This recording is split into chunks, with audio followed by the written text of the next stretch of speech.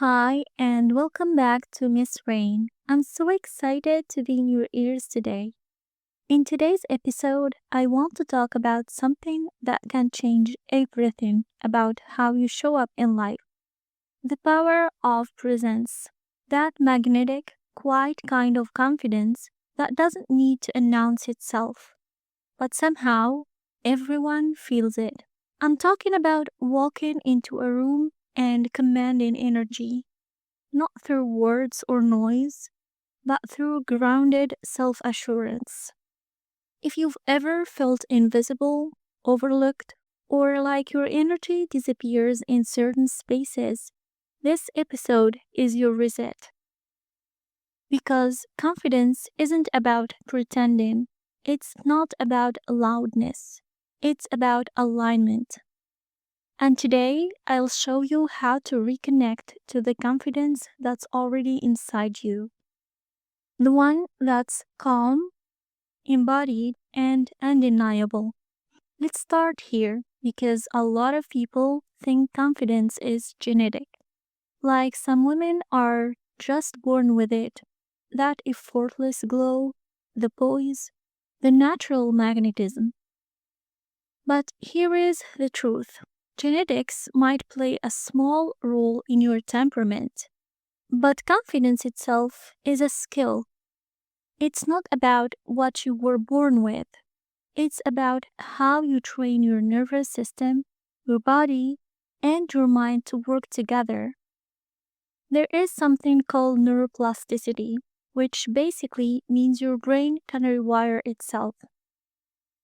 So, the more you act with confidence, even when you don't fully feel it, the more your brain builds those neural pathways until it becomes your default state.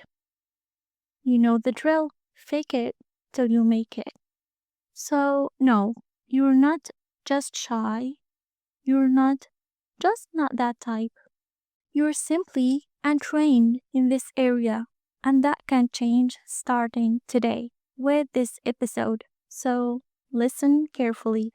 Now, let's get a little scientific because this part is fascinating. Studies in behavioral neuroscience show that your posture, breath, and movement patterns directly influence your brain chemistry. When you stand tall, open your shoulders, and breathe deeply, your body releases more testosterone, the hormone associated with confidence and assertiveness, and reduces cortisol, the stress hormone. This means your body can literally teach your mind to feel more confident. Amy Cuddy's famous Harvard research on power poses found that just 2 minutes of expansive posture increased confidence levels and improved performance in high pressure situations. So imagine what happens when you start carrying yourself that way daily. When it becomes your baseline, you begin radiating authority, warmth, and presence without saying a word. Because your confidence isn't about what you say, it's about what your body believes. Here is where it gets real. Most of us lose touch with our natural confidence because somewhere along the way we started performing. We tried to earn belonging instead of embodying it. We edited our voice, our opinions, our posture to seem softer, smaller, or more likable. But here is the truth: the more you shrink, the less safe your body feels. Your nervous system starts reading those moments as rejection. And over time, you begin to associate visibility with danger. So when people say, just be confident, it's not that simple. You can't fake safety, you have to create it. And that starts with grounding yourself before you enter any space. Take one deep, slow breath in through your nose, out through your mouth. Roll your shoulders back, gently lift your chin, and remind yourself I am safe to be seen. It's small, but believe me, it's really powerful because your nervous system needs evidence that visibility doesn't equal danger anymore. Every time you chose to show up authentically, even if your voice shakes, you're retraining your brain to feel safe in your power again. Now, let's talk about those subtle things that make the biggest difference.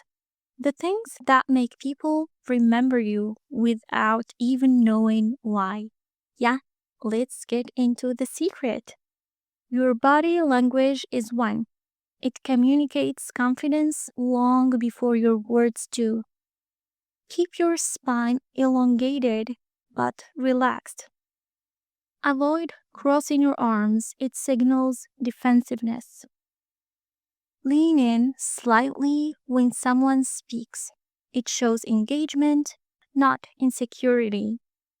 And use intentional stillness. Confident people don't fidget, they take up calm space. Your voice is another magical tool. Confidence lives in pace, not pitch. Slow down, breathe between sentences, let silence do some of the talking. You need to be more comfortable with silence and not to fill any space with words. Powerful people don't rush. They let their energy arrive before their words do. And here is one of my favorite mindset shifts. Stop thinking you have to impress the room. Instead, aim to influence its energy. Let that sink in. Don't match chaos. Don't mirror anxiety. Anchor it. That's real confidence, the kind that others feel and can't quite explain. So, how do you actually practice this in your daily life? Before a meeting, an interview, or even a date, do a 30-second body check in. What does that mean? Ask yourself, am I breathing fully? Are my shoulders open? Is my body relaxed?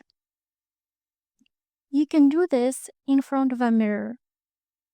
Then visualize the energy you want to radiate: calm, grounded, magnetic.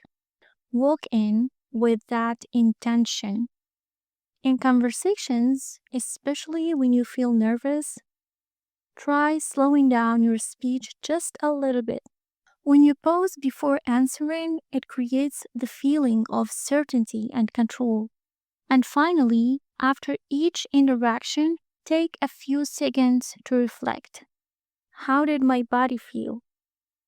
When did I feel most centered? When did I feel off?